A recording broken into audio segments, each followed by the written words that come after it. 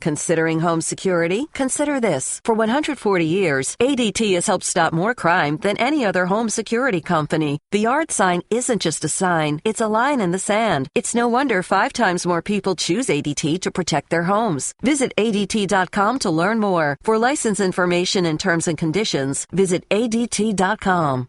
Slow jamming our way through a Friday morning. Friday, as we call it around this show.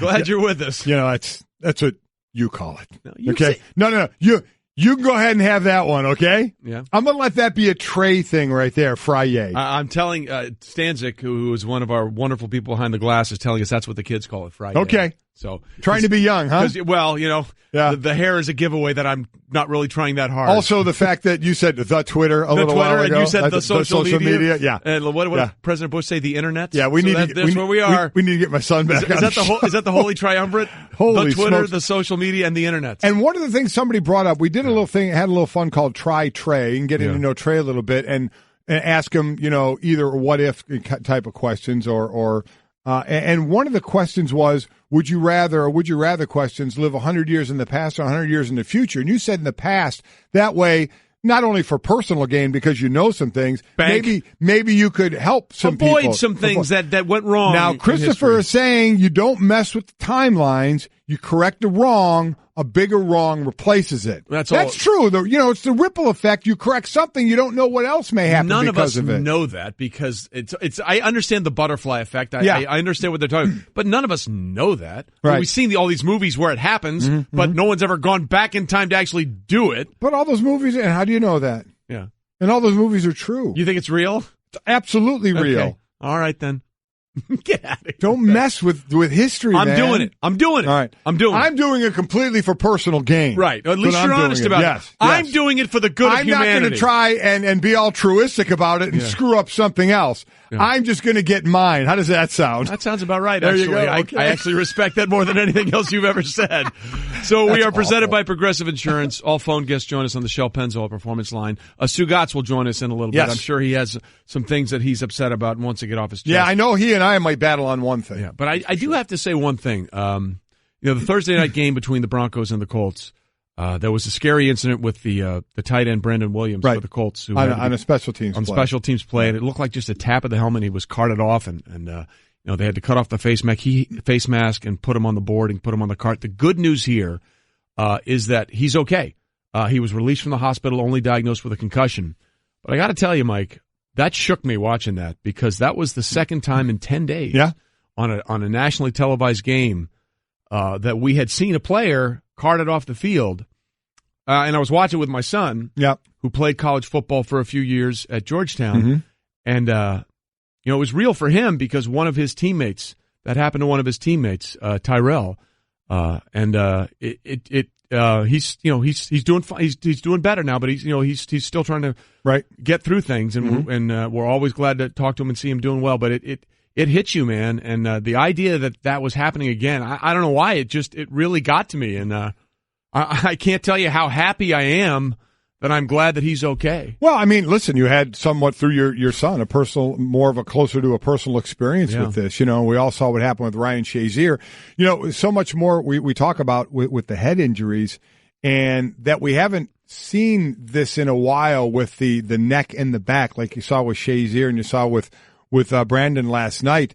Like I said, I go back to when I was playing, when you saw a little more of it. I was playing with, Mike Utley and Dennis Byrd, where that was the big thing, the paralysis, was it going to come back? Was it a bruise that had to heal and swelling to go down and you get the feeling back? With Utley, that didn't happen. With Dennis Byrd, we saw he was able to walk again. And now, as we find out, it's been more about the concussions, and we're finding out more and more about that. But we've seen guys getting carted off like this. That's a horrible feeling. There's a realization to you from the fan, from your standpoint, and then from the players, man, on the field. When you see that, as I said, the first thing you want to do is you want to make sure someone's moving. Right. And you figure if someone's moving everything, then okay, it's not they're on a stretcher going off and they're moving everything, so it's probably not going to get any worse.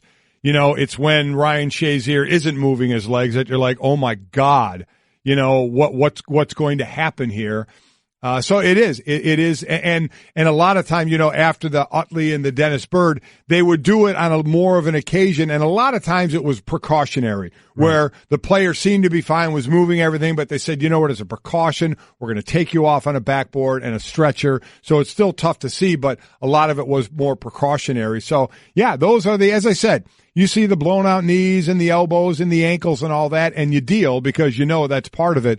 But some of this other stuff, it becomes real. And when you're just coming off the Shazier situation and see another guy, get hit and look like he's out and then get carted off the field, it's a scary thing. Look, you're glad he's okay.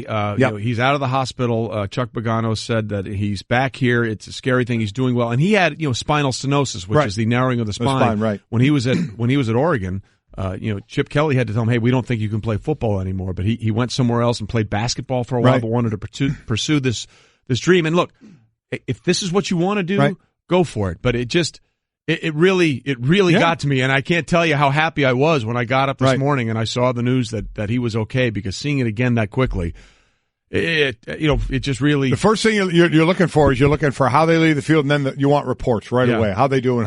They moving everything? Where are they at? So and luckily to hear for him that he seems to be going in the right direction. Absolutely. So we wish him nothing but the best as we continue here on Golic and Wingo. And now let's bring in the man, the myth.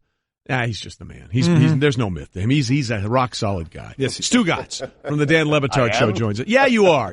Despite contrary to popular opinion, you are. It's like you're a good guy. We're all three good-looking guys. That's from the old movie The Sure Thing. Look it up, kids. Watch it. You'll like it. By the way, Stugotz, can I ask you real quick? I love Sims coming on, Chris Sims coming on and breaking down the quarterbacks. He's really coming on every day and breaking down the last 60 of these quarterbacks. I mean, he's great. He's hilarious, and I think it's cool what you're doing. But he's going all the way down, huh? Going to make this countdown all the way? Yeah, well, he started, Blake Bortles, he announced that Blake Bortles was the 70th best quarterback on his list. And we thought it'd be funny to get the, 1 through 69 since he threw Bortles out as number 70. So yeah, today we get, number 60 from Sims today. And yes, he will be on for the next 60 days, giving us, his top quarterbacks in the NFL. The countdown is on. I gotta say, look, I'm not saying that Blake Bortles will win you multiple Super Bowls. But I think he's actually better than 70th now, isn't he? I mean, he's coming off. We looked this up the other day on NFL Live. He's coming off back-to-back games with multiple touchdowns and no interceptions for only the second time in his career. So I think he's kind of trending upwards. He is. And listen, he has Nathan Peterman ranked ahead of Blake Bortles. And I can't go there. I try. The list is insane.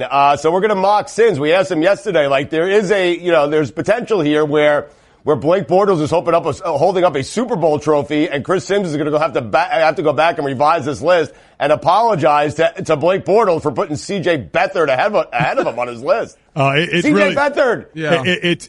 Hey, I don't care who the quarterbacks are. It's fun. What he's doing is pretty cool, and he's guaranteeing himself a spot on your show for at least the next 60 days. So that helps us. Yes, Golic, you're right. He knows what he's doing, Golic. He's promoting that podcast. He knows exactly what he's doing. Yes. Exactly right. He's giving us what he wants. Yes, and we're giving him what he wants. All right, the NBA gave us what we all wanted last night, Stugotz. Isn't it what you wanted? The first meeting between LeBron James and Lonzo Ball before they become teammates, right?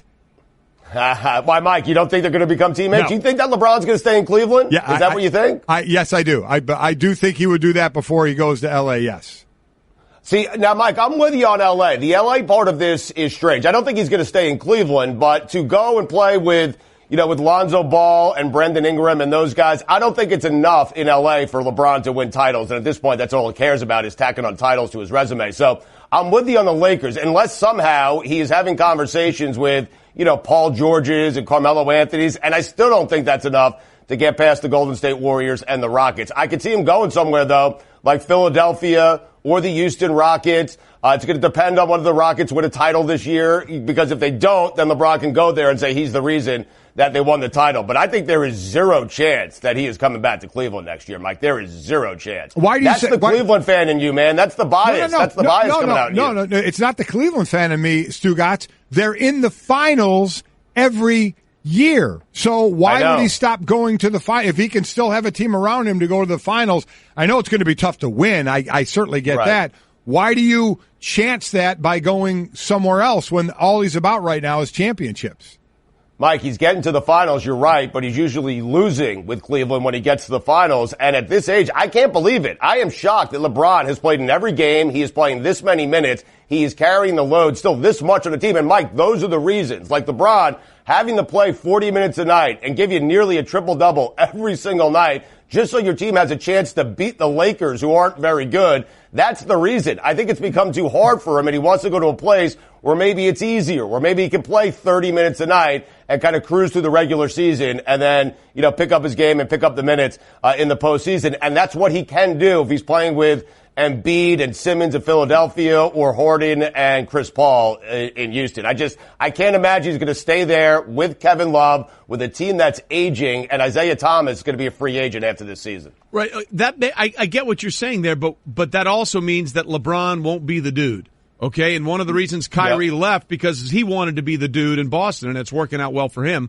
Can we see a scenario in which the ball doesn't go through LeBron? Because one of the reasons that Kyrie left was he wanted to have more to say in how this goes. And the way he's playing and at the high level he's playing, I understand what you're saying about resting, but if he's playing this well being the dude, why would he want to go somewhere where he's not the dude?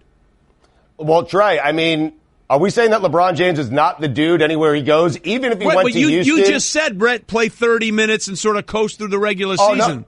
Yeah, but he's still the dude. It's just an easier path for him. It's just an easier load for him to kind of carry there. But he's still the guy. It's still LeBron James. I think he's looking for maybe at this point in his career, he's going to be 35 years old. Maybe he's just looking for an easier path, a place where he can play, 30 to 35 minutes and not the 40 minutes that he's playing right now. And he doesn't have to be on every single night for them to win a game, which he has to be right now. I'm just thinking maybe there's an easier combination for him, Trey. I still think, listen, he goes to Philadelphia, he's the dude, right? There's no question about it. He might not play 40 minutes, it might be 32 a night, and he'll have nights where he plays 40 to 45, but he's still the guy, right? It's LeBron James. It's the best player in the world. I tell you, it would be intriguing to see him with Embiid and with Ben Simmons. That would be something to see. We'll see down the road. Let's move on. That would be a process you would trust. There's a process. Let's stay in the NBA. We saw Oklahoma City go to Indiana, where Paul George had his first return to the Pacers, got booed every time he touched the ball. They're going to go play the Knicks. That means Melo's going back to the Garden, and certainly a different situation. Paul George says, I'm not playing here. I'm going to be gone, so do with me what you will.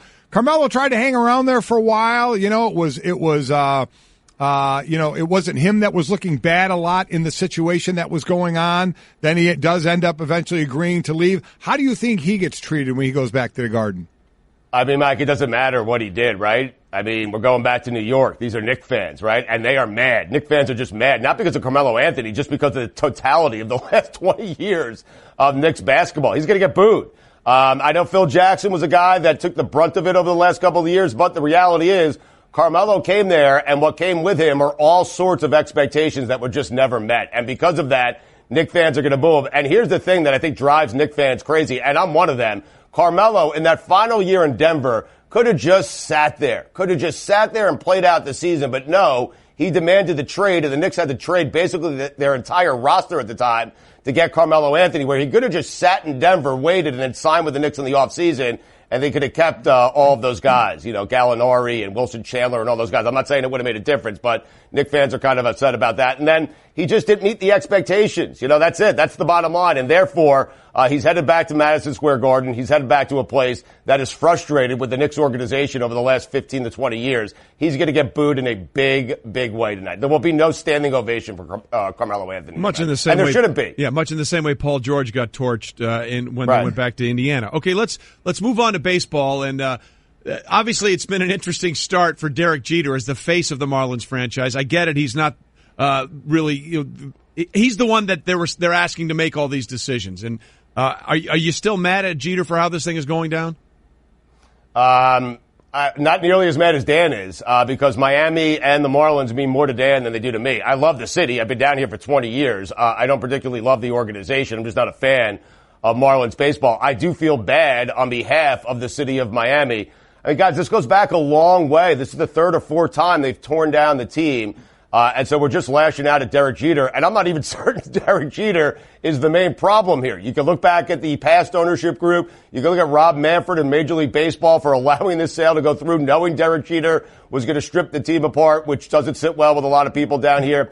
But you got to go back to 97 when Wayne Huizenga owned the team and they won a world championship, and he spent a lot of money to win that world championship with guys like Gary Sheffield. And they traded away the entire team and then won it in 2003, and then traded away that team. And the promise was, whether it was in writing or not, the promise was, hey, you guys, Miami, build this stadium for us on the heels of taxpaying dollars, and, we'll have a stadium, and we will spend the proper amount of money to keep this team relevant and to keep this team competitive. And here we are. New ownership group. We thought it'd be a celebratory time down here, especially with Derek Jeter. That was a really cool thing at the start. Wow, Derek Jeter owns the Miami Marlins. That's really cool. One of the all-time greats. And it's just gone the other way. He hasn't made a single right decision since he took over the ownership of the Marlins. Trey, I'm wondering, as a Yankee fan, because has this changed? Has he changed at all in your eyes, Trey? Because what he's doing here is not right, Trey. Taking pieces like Stanton and trading him to the Yankees and trading away Ozuna and trading these guys for next to nothing, and just the way he's gone about his business down here, where he's not talking to anyone, he's not showing up to the owners' meetings. Trey, as a Yankee fan, because I know you love him, has it changed the way you view Derek Jeter? So let me get this straight. You're asking me as a Yankee fan if I'm upset that Giancarlo Stanton is now with the Yankees. I'm asking you, well, no, I'm not asking you that. That is touche, Trey. Touche. I am asking you if you're upset about how he's treating the city of Miami. Well, that's what I'm asking you. Yeah, Trey. I think that. No, you don't. Yeah, I think that Marlin fans probably were hoping that this would be different instead of lather, rinse, repeat for a third time. Right. But this is interesting, Stu, because, Jeter went through his time in New York as the golden child. Everything worked. Right. He's the guy that said, don't worry, these ghosts will wake up here eventually, and then he hits the home run to win the game in the World Series. It was an unfettered run. I'm curious to see how he responds, because this is the first time really there's ever been a knock against this guy, and you're right, he's not in his comfort zone. But if you're asking me as a Yankee fan if I'm okay with Giancarlo Stanton, you're thrilled. Yeah, I'm good with that, just so you know. Yeah, because you own two major league teams. Isn't that nice? Just, hey, we need a player. Let's trade him up to New York. Like, Trey, let's do it this way. All right, because now you'll get mad this way, I think. I hope. David Ortiz, okay, Red Sox great. He is allowed ownership. Doesn't have enough money. He's going to pay himself $5 million a year, and he's allowed to own the Minnesota Twins, let's just say. And what he uses the Twins for is he uses them as a vehicle to trade whatever the Red Sox need back to the Red Sox. Wouldn't that make you upset? I mean, come on, Trey, think about that. David Ortiz just taking players from the Twins and giving them to the Red Sox. I get it. I get what you're saying, but the premise was, as a Yankee fan, are you upset? And I'm like, no, I'm not at all. Right. Yeah, you should be thrilled. You should be the happiest baseball fan on earth right now. This guy. Should. I don't know why. I personally, to end this one, and before I move on, I don't know why one Marlins fan would put on a Marlins jersey and pay money to go watch that team this year. It's going to be really, really interesting. Yeah. All right. We got a beef stew for you, but we got a little sound before it. In May, you guys on the Le Batard show, you guys ordered 2 pair of the Zo2s. They finally came this week, but there was an issue. Yes, just in time for the holidays. Order in May. Can I get a picture of the shoes we ordered? Because they're different shoes. Of course they're different shoes. They're low-top shoes, black. They got Lonzo's number on the side there, number 3. Before I open this box here, whatever it is LeVar Ball sent us for, what was this, $1,000? Was it $1,000? We bought $1,000 worth of shoes. And now the shoes are here. There we go. I'm pulling one out. Oh. And here is the Big Baller brand. That's a different shoe. That is a different shoe. It's a different shoe, yes. It's a higher top. It's not what I ordered. So you guys didn't get what you ordered, talked about it on air. So do you have a bigger beef that it took 7 months to get there, or they sent you the wrong shoes? Oh, I'm glad, because, listen, it was Dan's money, so I don't care. I'm glad they sent him the wrong shoes, so I'm good with that. What if it was your money? If it was your money, what would you be mad at? Can we play the David Ortiz argument? Yeah. But this was your No, money. it's your money. This is your money, Stu. If it was my money, yes, I'd be upset that I got the wrong shoes. Really, what we're upset about is that we got those for listeners. That those are shoes that we're giving to listeners, and they were expecting the originals, and now they're getting that. But that's what happens when you're running a shoe operation out of the basement of your house. I mean, that's it. And you're the only employee. I mean, that's it. What else can you do? I mean, so I guess, listen, at least we got the shoes. But Dan is right, if you heard it in that clip. If you want to get these for the next holiday season, next Christmas, you should order them right now. because there may be a backup. There may be a backup. The other thing is, if there's only one employee, there's really no one else to blame, right? It can only fall on one person. Right. Yeah, that's right. We wanted to call customer service, but who? We're calling LeVar Ball is who we're calling in the basement of his You might be house. on hold for a while when he's in Lithuania. Yeah, that's exactly right. For that. Yes. All right, Stu, we appreciate it. Thanks Stu. very much. See you, man. All right, guys. Thanks. Trey, what do we call Fridays now? What are we calling it? What are the kids calling it? Friday. Yeah. Okay. Listen, I don't care what we call it as long as you're playing golf at 2:30 this afternoon and have a drink in your hand. Okay? There it is, my friend. The secret sauce. Hey everyone, Mike Golic here. Support for Mike and Mike podcast comes from our friends at Rocket Mortgage by Quicken Loans. Chances are you're confident when it comes to your work, your hobbies, your life. Rocket Mortgage gives you that same level of confidence when it comes to buying a home or refinancing your existing home loan. With Rocket Mortgage, you can apply simply and understand fully so you can mortgage confidently. To get started, go to rocketmortgage.com/Mikes. Equal housing lender, licensed in all 50 states, NMLSconsumeraccess.org number 3030. Life happens. With ADT, you can feel safe with an ADT starter kit professionally installed for only $49. Call today and install an ADT starter kit that includes security panel, keypad, key fob, entry and motion sensors, and for a limited time, get a camera included and installed at no additional cost. That's a $449 value installed for just $49. Requires 36-month monitoring contract, QSB, and EasyPay. Activation and early term fees may apply. Certain marks excluded. License available at ADT.com, Florida EF001121, Louisiana F1639. Rocking your way to the weekend here on Golic and Wingo. Glad you're with us on a Friday morning, presented by Progressive Insurance. All phone guests join us on the Shell Pennzoil Performance Line, and those were the dulcet tones of our Steelers reporter, Jeremy Fowler, and Tom Brady talking about the big matchup this week. And if we got the big matchup, we got to bring in the big man, ladies and gentlemen. Damien Woody is here with us, two-time Super Bowl champ, two-time Pro Bowler, and honestly, a guy who breaks down film in the football as well as anybody else because he knows it starts up front. And let's start right there, Damien, with this matchup, which everybody can see thinks is probably going to be for home field advantage in the AFC. Pittsburgh hosting New England, although Jacksonville is still in the mix because of a tiebreaker situation they have with Pittsburgh. The front line for the New England Patriots has been a problem this season. Mm-hmm. Now they go up against the Pittsburgh Steelers, second only to Jacksonville in sacks with 41 on the year. Marcus Cannon, their right tackle, put on injured reserve. We saw what happened to Fleming on the Monday night game where they got after Tom Brady and hit him a bunch of times. I think they only sacked him twice. What's the biggest concern for the Patriots? Is it their defense against the Steelers' high-powered offense, or can they protect Brady? I think it's can they protect Brady, because Brady, Brady's not like Aaron Rodgers type of guy who can get out of the pocket and make things happen outside the pocket. Clearly, what you've seen from Pittsburgh is they've really invested on that side of the ball, the defensive side of the ball, especially in the front seven. You got T.J. Watt, Bud Dupree. They got some couple guys in the interior that can push the pocket, and I think that's going to be the key to the game.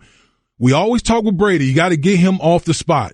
He doesn't really feel like the edge around him. You got to get guys pressuring him up the middle, and I think what you're going to see from Pittsburgh, they're going to mix up with some blitz, but a lot of those line stunts to kind of simulate that pressure up the middle, because that's when you can force a guy like Brady to make mistakes.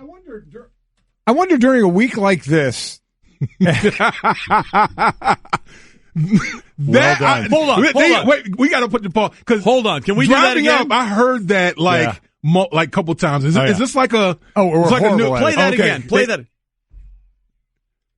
They gave us a choice when this started in the other studios. We were out with Greeny. It was just basically. So it's my fault. Thanks a lot. No. Thanks a lot. We're in this studio, and you can manually turn them on and off. And they asked us. They said, "Do you guys want to turn your own mics on or off, or do you want us to do it?" And we're grown adults. Right. We're grown men. We can turn our own mics on and off. Obviously, we can't. But we're going to continue to do it because it makes for great fodder. What I was trying to say was, for a big, what is considered a monster game here, right, with New England and Pittsburgh, how does Bill Belichick treat a week like this? While we all, and players know it too, what game may have more meaning than another, but how does Bill deal with it from week to week, whether you're going to play a winless Cleveland one week and then this for home field advantage possibly the next week? I think like anyone who follows the Patriots, you always kind of get a clue, like when Bill Belichick has his like pressers, literally he treats everyone the same. The way he, exudes all the great. This is a great team. Even if they're playing the Cleveland Browns, he'll find a lot of different ways to kind of spotlight positives about a team because he doesn't want his guys to get overconfident. He wants everybody to be focused. Don't players see through that, though? I mean, you're sitting there, and he's trying to tell you why this 0-13 Cleveland Brown defense is going to give you guys trouble who have 2 or 3 losses on the year. And I get it because you don't want to take anybody softly, but is there a part that says, man, okay, how much can I buy into this? It's a great Jedi mind tricks. Obviously, it plays well played. But what happens is the way he reinforces it, man, I'm telling you, you don't want to be in those film sessions because I don't care if you're playing a 0-13 Browns.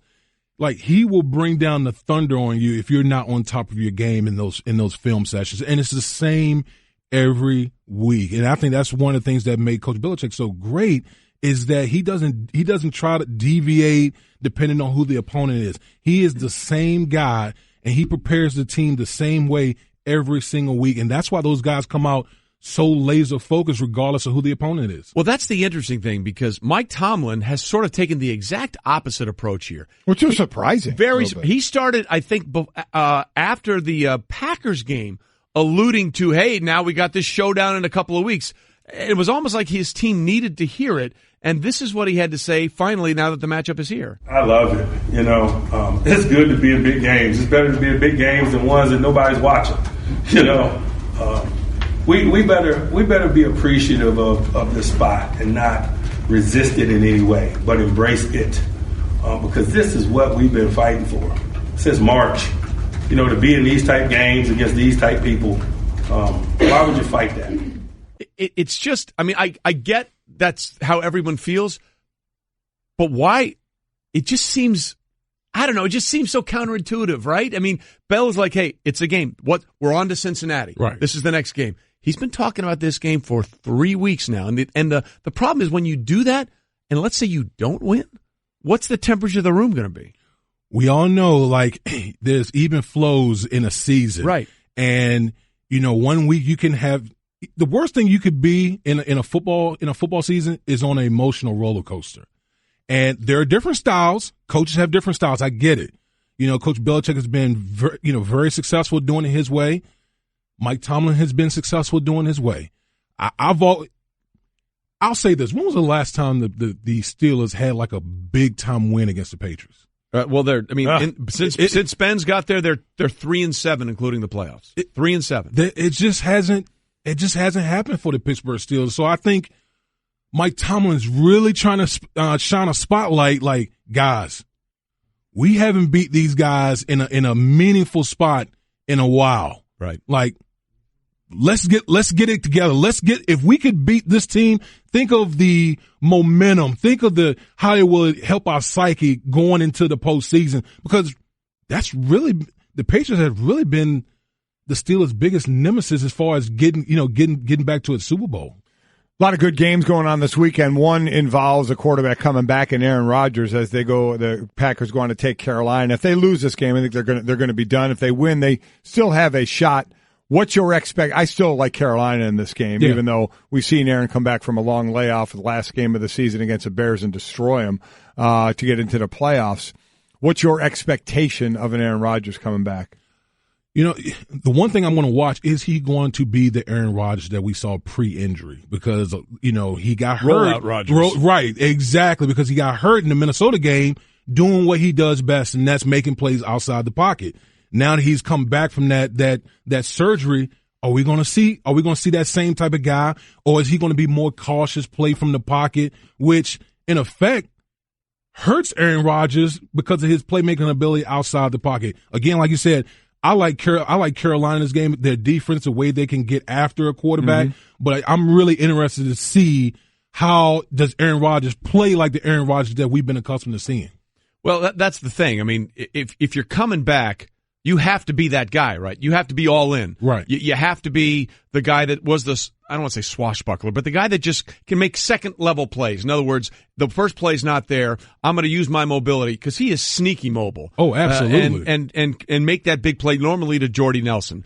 And is there any rust factor for you with him? Because the last time we saw him come back from a big layoff, it was, I think, after about the same number of games, 7 or 8. In week 17 of the 2013 season, he threw for over 300 yards and 2 touchdowns in Chicago, including a 48-yard touchdown strike to Randall Cobb to win the game and win the division. Do you expect there to be any sort of rust from him? If there's rust from Aaron Rodgers, he's still like a top 5 quarterback. How about it? I mean, that's just the way I feel. I've always said that, just all the things that you won your quarterback, Aaron Rodgers, to me is the guy in the National Football League. Right. So even if he comes back a little rusty, he's still good enough to win any game he steps on the field for. And again, you just got to you got to trust the play calling too. Let him be who he is. Because he has to be that way. Yeah. Because Damien, as you know, coming back from an injury, there's physically you've rehabbed an injury, and the doctor says you can play, and there's mentally going out there and trusting yourself to do everything that you can do on that injury. Yeah, listen, if I step between the white lines, if I step out there, everything else goes out the window. Excuses, everything. I don't want to hear anything. If you're stepping out there on the field, then the expectation is I'm going to play like the guy that I was before. Right. And that's the bottom line. And boy, Packer fans love to see that. If they can get by Carolina, then it gets really interesting, although Carolina is going to be a very, very tough opponent.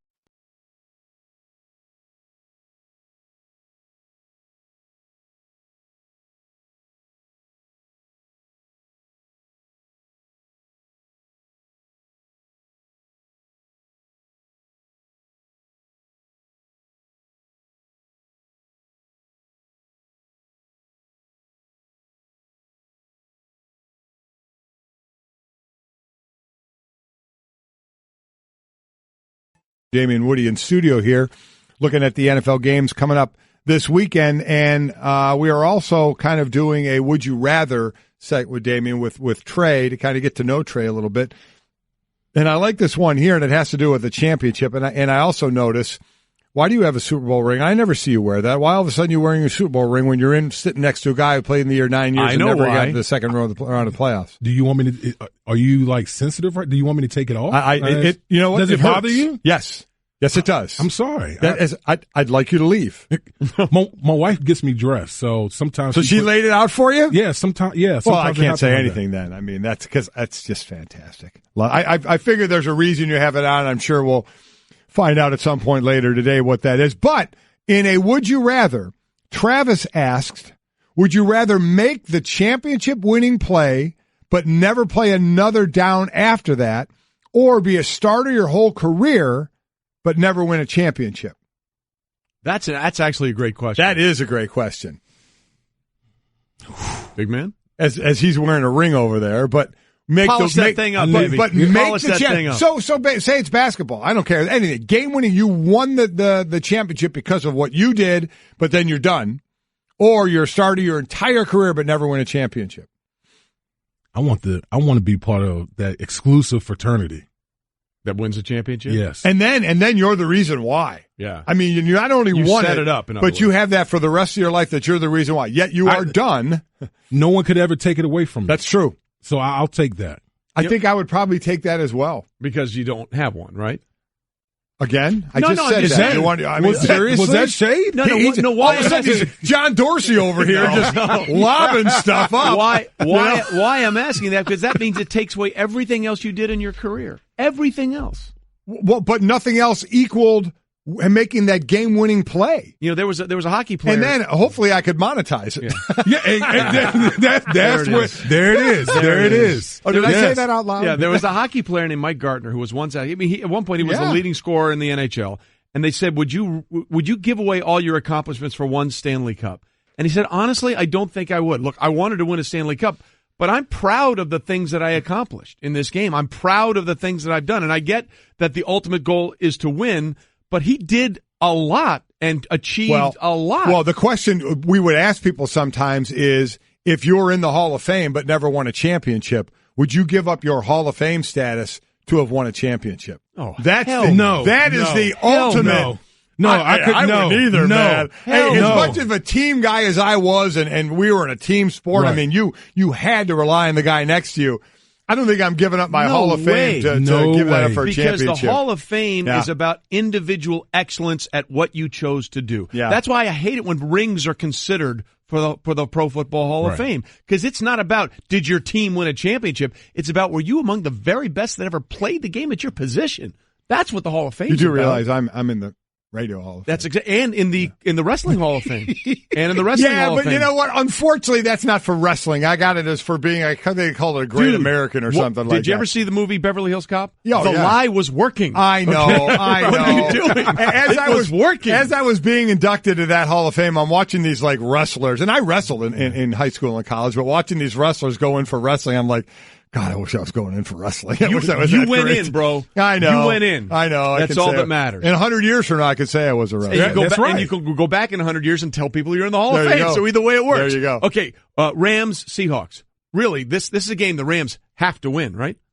Yeah, I mean, they lost last week, but I think for the Rams, this is more for the psyche of the Rams. Yes. You talk about the king of the hill, the Seahawks.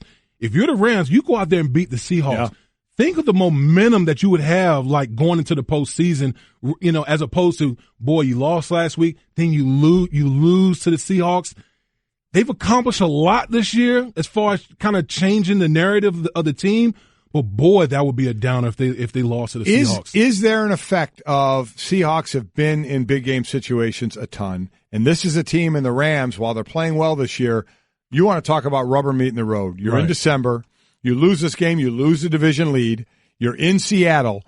Could the pressure of that and the bright lights get to them? Sometimes sometimes you say, like with a young team that has never been in this situation, they don't know any better. They just go out there and play. But a lot of times, especially in football, man, you know how it is, man. Football is so situational. You depend on the guys next to you.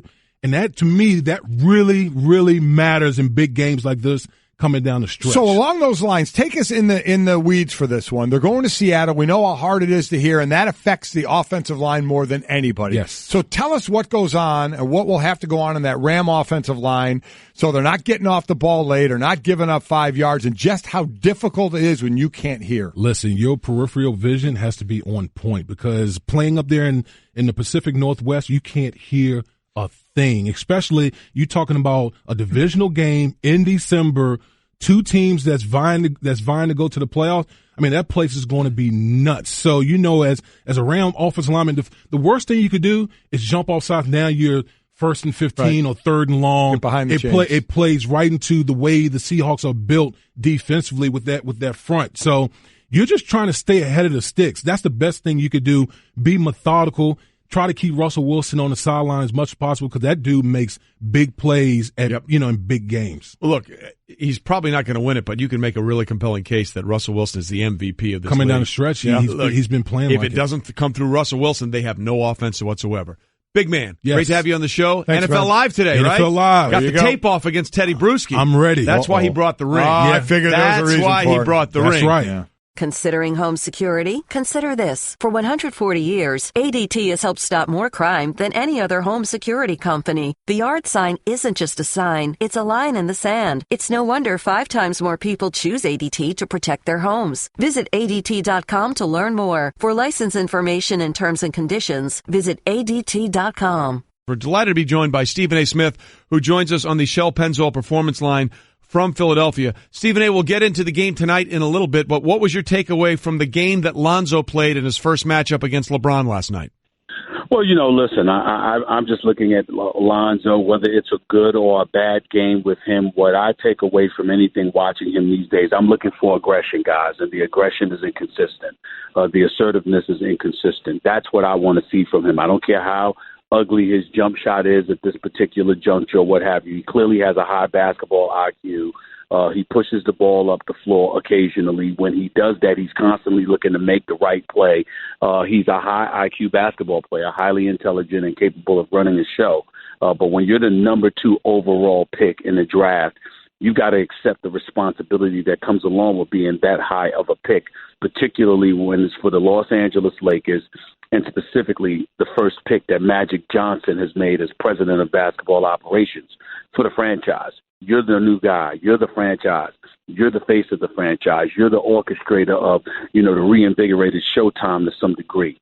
You've got to be more assertive. And on too many occasions, I haven't seen that from him. A lot of people look at it and think about folks like myself and others who are critical of his game. It's not the game, for the most part, that we're being critical of, because he still gets rebounds. He still gets assists. He's playing defense better than most of us anticipated. He just needs to get in the weight room and get stronger and obviously improve on his jump shot. We know that. But the one thing that you shouldn't have to prod him to do is to be aggressive and to go after it, particularly the way some of the other guys that got drafted in the first round have been doing, the Jason Tatums, the Aaron Fox, Dennis Smith Jr.'s, Donovan Mitchells of the world, even Markkanen in Chicago and others. Those guys have been going after it. You're the number 2 overall pick for the Los Angeles Lakers. You got to be more aggressive, and that's been his problem more than anything else. Yeah, there's talk of such nice passes to his teammates when he has the shot. Is it everybody focusing on the nice pass, or should we be focused on maybe he's lacking that confidence to be taking the shot for where it's going right now as part of it as well? As far as games at the Garden, we just saw Oklahoma City go to Indiana, and we saw Paul George get booed at introduction every time he touched the ball. We know the situation with Carmelo in New York and Phil Jackson and how that all went down. What do you expect that reception to be like for Carmelo when he goes back to New York? I think it's going to be much better than the reception Paul George received in Indiana, because he wanted to leave Indiana. He wanted out. He wanted to be in a better situation, even though in the very tail end, that's exactly what Carmelo Anthony wanted. For the most part, you had to push and prod Melo to get to that point, because he wanted to retire a New York Knick. He loved playing at the Garden. He loved representing the Knicks franchise. And Phil Jackson was so flagrant in his sabotage of Carmelo Anthony last year that Carmelo Anthony actually became a sympathetic figure. Phil Jackson talking to the media in September and then disappearing until April, using tweets to get at Carmelo and others, constantly leaving Carmelo Anthony to hang out being dry, where night in, night out, he was the one forced to answer questions that Phil Jackson should have been answering. He essentially devalued Carmelo Anthony to the point where when I spoke to Knick officials talking about why you couldn't get more for the services of a Carmelo Anthony, one of the things people privately lamented was the fact that he had been so devalued by Phil Jackson because of Phil Jackson's rhetoric that people were saying, hell no, we're not going to give you but so much for this guy because of the way Phil Jackson talked about him, because obviously as president of basketball operations at the time, Phil Jackson had insight that other people didn't have, and he was unapologetic about the way he approached, addressing it. And so with that in mind, New York Knicks fans recognize that. They also remember that Carmelo Anthony had to be pushed and prodded to ultimately reach a point where he was willing to leave. This is a guy that wanted desperately to stay in New York and to be a New York Knick. If he had his druthers, he would have retired a New York Knick. But it didn't work out that way, and they're not going to blame him in terms of him wanting to leave. They might get on him because he wasn't as good as they would have liked him to be in terms of impact and as it pertains to their success or lack thereof. But he was a guy that wanted to stay in town.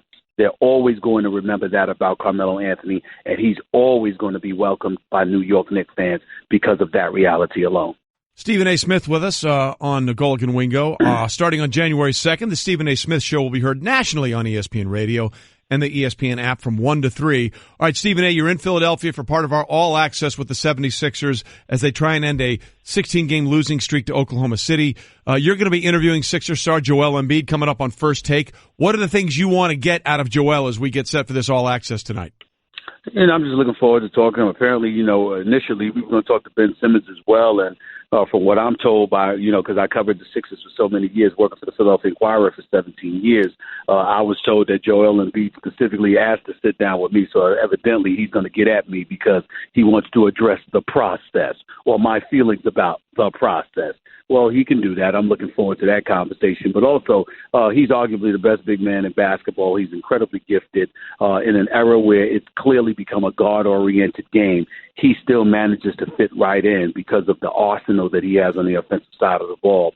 He's just a sensational young player with tremendous promise. If he can only stay healthy, the sky's the limit. He's simply that great of a basketball player, and his potential is off the charts. But I'm going to talk to him about that. I'm going to talk to him about, where he wants to rank or where he believes he can ultimately end up ranking with the pantheon of big men throughout NBA history. From, you're talking about the Russells, the Chamberlains, the Jabbars, the Shaquille O'Neals of the world. And here this guy comes, and you just got to look at it from that perspective. Olajuwon as well. Can't forget to throw him in there. You got to wonder who he models his game after, what kind of potential he believes he has, and what kind of potential he believes this franchise has with the combination of him and Ben Simmons, because Ben Simmons is the truth, fellas. If this guy develops a jump shot, we can talk about the heir apparent to LeBron James, who's in his 15th season in the NBA, but I'm here to tell you something right now. If Ben Simmons gets a jump shot, he'd be the closest thing to what we see from LeBron on a night-in, night-out basis, because at 6'10", with his ball handling and passing skills, literally playing the point for the Philadelphia 76ers, there's just no limit to what they could end up potentially accomplishing if his game continues to flourish. Well, listen, it's been fun to watch not only Simmons but Joel Embiid, and we'll see what the process has for you on First Take. Steve, we appreciate you being with us. Thanks very much. David. No problem, fellas. Hey everyone, Mike Golic here. Support for the Mike and Mike podcast comes from our friends at Rocket Mortgage by Quicken Loans. Chances are you're confident when it comes to your work, your hobbies, your life. Rocket Mortgage gives you that same level of confidence when it comes to buying a home or refinancing your existing home loan. Rocket Mortgage is simple, allowing you to fully understand all the details and be confident you're getting the right mortgage for you. To get started, go to rocketmortgage.com/Mikes. Equal housing lender, licensed in all 50 states, NMLS, consumeraccess.org number 3030. Life happens. With ADT, you can feel safe with an ADT starter kit professionally installed for only $49. Call today and install an ADT starter kit that includes security panel, keypad, key fob, entry and motion sensors, and for a limited time, get a camera included and installed at no additional cost. That's a $449 value installed for just $49. Requires 36-month monitoring contract, QSB, and Easy Pay. Activation and early term fees may apply. Certain marks excluded. License available at ADT.com, Florida EF001121, UBZ F1609. Looking at a weekend coming up here on Golic and Wingo. We are happy you're with us on ESPN Radio and ESPN2, presented by Progressive Insurance. We've talked a lot about the NBA and what went on last night and what is going on tonight. Obviously, a huge weekend in the NFL coming up. The big Titanic tilt is obviously the Pittsburgh Steelers hosting the New England Patriots. On one level, maybe the worst thing that could have happened for the Steelers was the Patriots to lose on Monday. How about it? They rarely lose backto-back games. And you think Bill will use that to refocus them? You're getting Gronk back as well. So, just when everybody says, the demise of the Patriots, 3 losses, oh my God, let's see what happens. Yeah, I mean, at some point, if you're a Steeler, would you can't you just get a scare and win? Yeah, how about it? Just maybe get a little nicked up and let's still win the game. Blow them out and feel good about yourselves. However, there's a scenario that exists that if Pittsburgh wins and Jacksonville loses, although they're playing the Texans and they may not have Tom Savage out there yet, that would be a stretch, then the Steelers could literally lock up home field advantage, which is huge. You know who cannot lock up home field advantage? That would be the Cleveland Browns. No, they cannot. They are 0-13 for the second straight year, the only team in NFL history to start back-to-back seasons 0-13. They have a new GM, and John Dorsey, who replaces Sashi Brown. And, John was on a radio station and was asked about, on 850 WKNR, and was asked about why they continue to lose. And, well, he was pretty blunt with his assessment. You got to get a guy like that players. And you know what? I'll come straight out with it. You know what? The guys who were here before that system, they didn't get real players. And I think, as Bill Parcells would always say, you are your record. And you know what? There it is. So that's the truth teller in this thing. And I'm going to do my darndest to get Hugh players. And that's all I can ask for, and that's all I'm going to do. I like the man. Okay, the guy he was talking about there is Hugh Jackson, the head coach. Because let's be clear, John Dorsey was told when he got the job, Hugh Jackson is going to be your coach. Right. So he has to work with that. What was your take on how he said basically the guys that were here before, I guess including Sashi Brown and maybe the other GMs who had been there before, just didn't get enough good players? I mean, listen, it's the truth. I'm never one of those that, it depends on your line of talk outside the locker room. I've never, anybody who's ever heard me for the last 18 years knows I like to keep that stuff in there. If Dorsey wants to sit there and say that in-house to people, I'm cool with it. Was it the most damning thing ever said of calling people out? No, it wasn't. So I know I'm still not a fan of it publicly. Just say, hey, we got work to do here. Things are bad. And I know all the fans are like appreciating his honesty. I mean, does he need to say that for you to understand what the situation is? They haven't been getting good players. I mean, that's the bottom line. Well, was he speaking to the team or was he speaking to the fans and saying that? I don't know who he was speaking to. I mean, I know everybody has an agenda, but no matter what he was saying, who was he saying it to? Is it not obvious? Does he need to say it to the team? Do they think that 2 years in a row they're 0-13 to start both season? Does he need to tell the team they stink? Is this for the fans? Fans, I'm behind you. We haven't had the players here. That's my job. I got to get them for you. Really? Thanks for the news flash. It hasn't worked out too well for us. So, yes, he was very truthful. I get it. As I said, I'm not overly a fan, and I know people say, oh, the players, you're sensitive. It's not about being sensitive. It's just about more questions to ask. Because then, the next reporters go to Hugh. Well, what do you think about that? Huey says the players you got in the past, he hasn't gotten your players. Or you go into the locker room. Hey, what do you think if a player who's been here for 3 years, your new GM doesn't think that these guys got your player? I mean, that's my whole point of this. What's the next question it leads to? Yeah. And do you need that? Do we think they're going to become better because player X in the locker room is going to be asked about that? Why do you need it? Why do we need to be concentrating on that other than, you know what? It's a bad show going on in Cleveland right now. That's one word for it. Something like that, I couldn't say the other. Correct. Something like that say it once. Just leads to other, do you need it? Do you need Hugh Jackson now asked about it? Do you need the players asked about it now? Because that's what reporters are doing. I'm not blaming reporters for doing it at all. That's my basic point of not talking like that publicly, not for anybody's feelings. I don't care about anybody's feelings. You're a professional athlete. I get it. But do you need that then? Do you need someone coming in and trying to dig a little more with the next questions they're going to ask on what your new GM said? I hear what you're saying, and that's a fair point. But I like the fact that he's taking the Bill Parcells approach. I don't care if you're sore feelings. I don't care. We got to get better. The bottom line is this is something that has never happened in the history of the NFL. And it's not, to me, it's not putting pressure on the players or Hugh Jackson because, as we said, Hugh's going to be there. He's already got the backing of the owner. To me, it's John Dorsey saying the pressure's on me. No, I've got to do better. And they've got 2 firsts and 3 seconds in this upcoming draft. If he didn't say anything, is the pressure still on him? Yes. Okay. So here's my thing.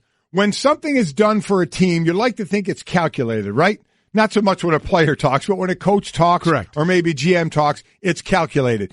Did anything he say, is it going to change his job description on what he needs to do? No. Okay? So on the positive side of that. On the negative side, it's going to make people come in and ask more questions of him, of Hugh Jackson, and of players. And do you need that? Well, I guess that's my point is, what good is that going to do anybody? Would you be okay with it if he went to the team or he said to this team, hey, look, guys, we're not good enough. We need to get – some of you guys won't be here next year. I've always said, just go in that locker room without question. You could call out players in the locker room. You can point to players in the locker room and say, you may not be here, but it's in the locker room. It's where, in my case, in my opinion, it should be because that's who's going to affect what's going on in the field, the players on that field, the coaching staff. So you can say whatever you want behind those closed doors. I am all for that. But when you start doing it publicly, all you do is then bring the media in, which again, I'm not blaming them for doing, and start trying to ask questions and pick at it. Well, maybe he was doing that to get the media to actually show up for the Browns. I mean, because, they're 0-13 for 2 straight years. House. Come on in. Talk to anybody you want. Hey, we're serving food. Exactly. We'll have beverages, and John Dorsey will point out who he doesn't think is a good player. Look, I really don't have a problem with it. When you're 0-13, you're 0-13 2 straight years. Hey, man. Yeah. Listen, I mean, look. It does seem like everything's on the table. Everything should be on the table at this point. Maybe he just should have said dilly. And that would have been better, right? Maybe that would have been better. Dilly, you know what I mean? Everybody went, oh, yeah. Exactly. Sure, yeah, we got you. Pit of misery. Yeah. That's what it's been in Cleveland for 2 straight years.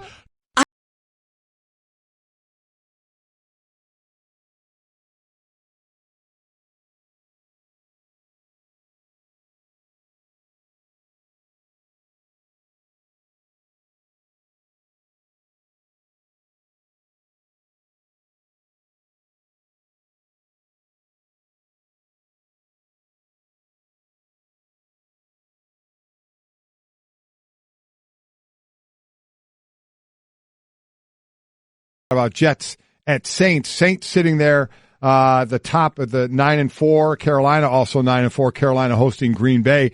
You know, this is one of those, the way the Jets are playing. I know the Saints are at home and boy, you don't let this one get away. Now, remember, Josh McCown is out. So Bryce Petty gets to kind of show his wares, a good opportunity for him. He's with the ones all week and able to work through that, be part of the game plan and such. So, and the Jets have been playing some good ball this year, Trey. Some tough ball. Everybody thought they were going to be up for the first pick. They're anything but. So this is one the Saints, you know, even though they're at home, best be wary of. Absolutely, and it will certainly help if the Saints can get Alvin Kamara back. You know, he had the concussion in the previous Thursday night game. According to what we've heard, he went through practice yesterday, full practice, and if there were no lingering effects, then he would be cleared to play. Because it's amazing to think about, Mike, because all the success that Drew Brees has had over the years there. Right now, this offense is run on the ground. It absolutely with the two-headed monster between Mark Ingram and Alvin Kamara, who, by the way, as I said, is not human. He's a cephalopod. I can't tackle him. I agree with you, but Ingram had the toe issue, right? So then Kamara goes out. Ingram's got the toe. I think they only ran the ball 15 times. So you need them both in there to work the way it's been working. So we'll see if he's did practice. If everything's good there, we'll see him on the field. But tough. I think a tougher game than some would think. I agree. Against the Jets, even though it's not Josh McCown, who's been having a very nice year for the Jets at quarterback. Jets have exceeded everybody's expectations. They really have. There's a couple other games we haven't really dealt with as well. One of them is kind of an elimination game. Between the Cowboys and the Raiders. It's a Sunday night game. Dallas has bounced back with 2 straight wins after some real losses, and this is the last game that they'll play without Ezekiel Elliott. Look, they're trying to get in the wild card hunt right now. This game is going to be in Oakland, but Dak's coming off a really impressive game against the Giants where he threw for 3 touchdowns and over 300 yards, and the defense with Sean Lee back really stepped up. Yeah, it has, and this is one of those games that you're right, either lost by a team and you're going to look they're already on the outside looking in. This would probably finish them off. Oakland has been such a disappointment this year, coming off of last year with the high level they were playing at, and then Carr goes down, and that was pretty much it for them. So you're thinking, okay, get Carr back. Man, they're ready to take that next step, and it has anything but happened between like them and the Denver Broncos have been very underachieving this year. And the Cowboys, I just don't think they have enough this year. Now without, as we said, without Zeke and without Sean Lee and missing games as well.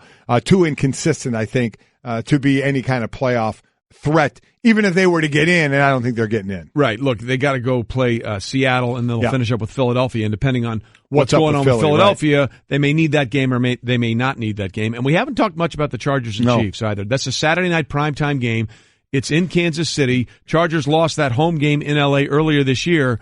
And look, the Chiefs turned it around last week with a big win over the Raiders. But are you really going to bet against L.A. right now, the way the Chargers are playing? I don't think it's hard to do. It really is. What's going on with what Melvin Gordon's been doing, certainly Keenan Allen and Phillip Rivers. I mean, the way they've been getting it done offensively, they've been fun to watch, and defensively playing well as well with the pass rushers they have and what they're doing from the sacking side, 37 sacks for the year. Bosa with 11.5 of those sacks. So they have those edge rushers that you want to help with pressure on the quarterback. And I would imagine, I mean, you want Travis Kelce much more involved, and Kareem Hunt when he's involved in touching the ball more, which he was early in the season. Believe they know they need to get back to that. But the Chargers tough to bet against right now. I just love offensively. I can't say enough about Keenan Allen and the rebirth he's had out there. 83 catches, almost 1,150 yards right now and 5 touchdowns. It's really been big time for him. And like I said, with Melvin Gordon, the double threat that he is, they're tough to bet against right now. They really are. And Phillip Rivers is playing as good as he's played or as well as he's played, I guess, in his entire career. And then you have those two ends coming off, Bosa and Ingram. Yep. I mean, they will disrupt any offense that they play. So I'm really curious to see how that plays out. So those are the big games coming up in the football weekend. It is also a big weekend in cinema. Yes, it is. Because Star Wars is coming out, The Last Jedi, until they make a new Jedi. Right. But it's coming out now. So we sent our intrepid reporter, Jerry, to sort of see if we can get some Star Wars fans to talk a little sports. Oh, wow. A Marlins hat. Hey, how long do you think it'll be before your team's a contender again? 800 years. Wow. So you must not like Jeffrey Loria. A long time have I watched all his life as he looked away to the future, to the horizon. Never his mind on where he was, what he was doing. Well, okay, let's try this. If you could say one thing to Derek Jeter, what would you say? You are reckless. What about if you could say one last thing to Giancarlo Stanton? Beware of the dark side. Anger, fear, aggression. Once you start down the dark path, forever will it dominate your destiny. Consume you it will. Oh, listen, I'm a Red Sox fan, and even I'm not convinced they're that bad. You will be. You will be.